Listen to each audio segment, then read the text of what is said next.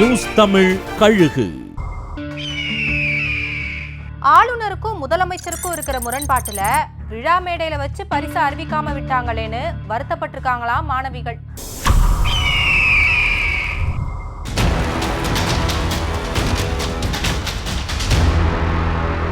ஞாயிற்றுக்கிழமை மெரினா உழைப்பாளர் சிலை பக்கத்துல குடியரசு தின கொண்டாட்டம் நடைபெற்றுச்சு.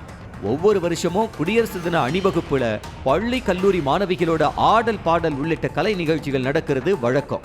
அந்த நிகழ்ச்சிகள் முடிஞ்ச உடனே இதுல வெற்றி பெற்றது யாருன்னு பரிசு விவரங்கள் அறிவிக்கப்பட்டு அன்னைக்கு மாலை ராஜ்பவன்ல நடக்கிற தேநீர் விருந்துல அவங்களுக்கு பரிசு வழங்கப்படும்.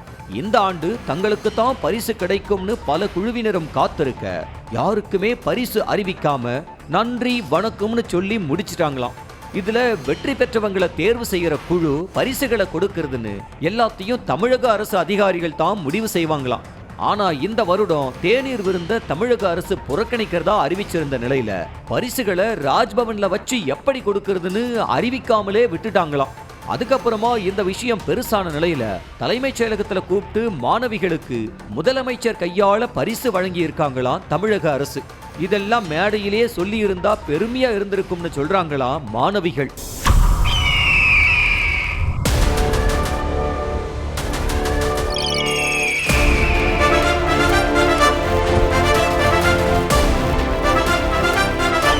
நியூஸ் தமிழ் கழுகு.